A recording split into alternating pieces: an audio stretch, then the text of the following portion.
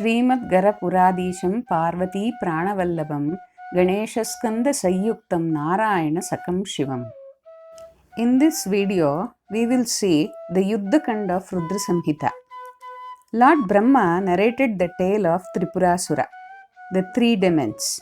After killing of Tarakasur, three of his sons started doing their penance. The eldest among them was Taraksha.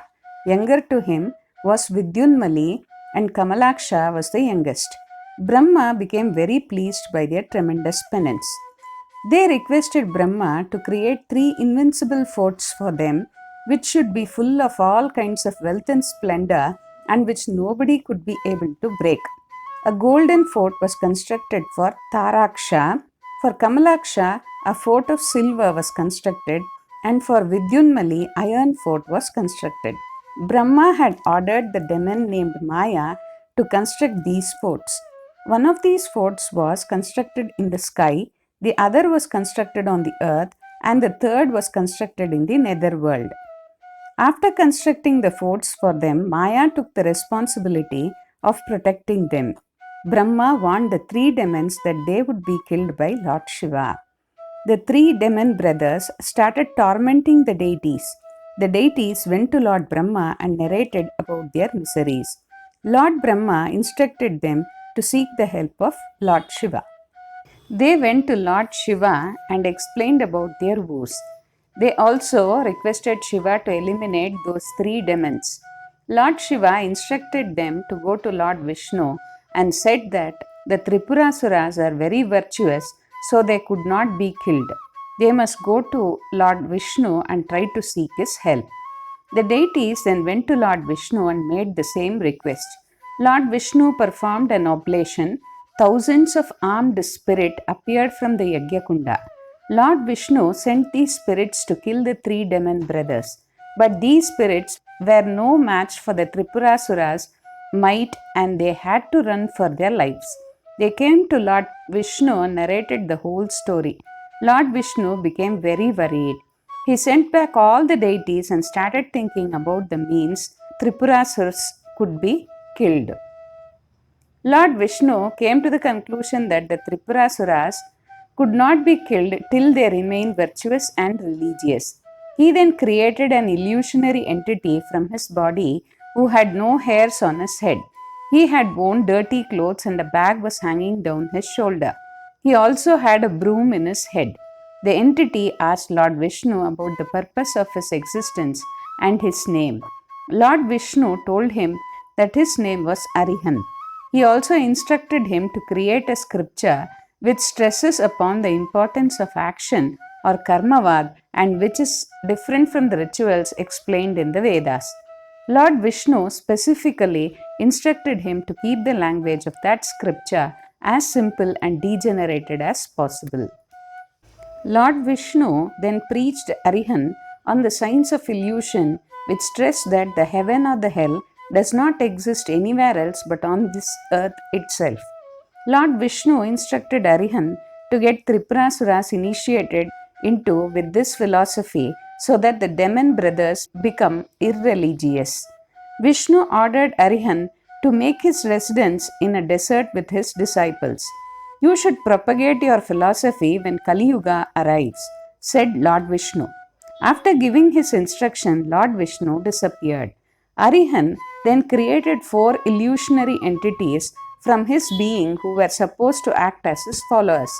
Their names were Rishi, Yati, Kirya, and Upadhyay.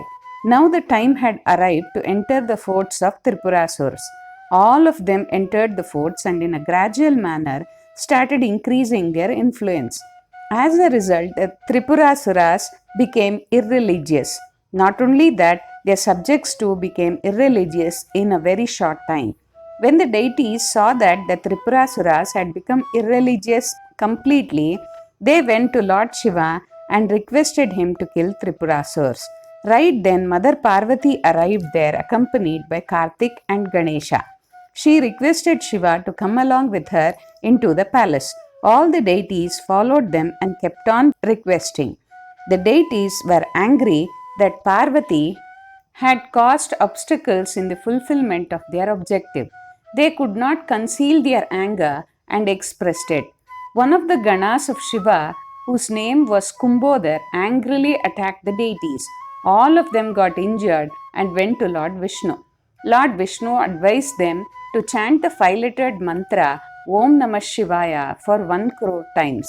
The deities followed the instruction. Lord Shiva became pleased and appeared before them. He assured the deities that their wishes would be fulfilled. Killings of Tripurasuras. When Shiva agreed to kill the demon brothers Tripurasur, the deities became extremely joyous.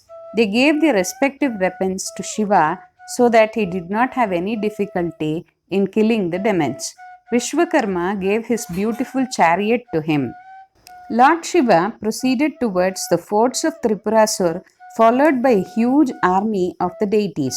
His army entered the forts.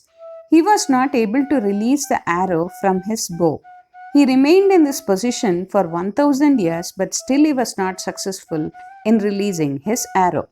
Lord Shiva then worshipped Ganesha and heard a heavenly voice instructing him to use his weapon Pashupat. Lord Shiva released it in the direction of the forts of Tripurasur. All the 3 forts were destroyed by the assault of Pashupat, and it created havoc among the demons. Seeing death and destruction all around them, Tripurasurs prayed to Lord Shiva to have mercy on them. Lord Shiva assured them that after their death they would be born as his Ganas. At last, Tripurasurs were burned to death.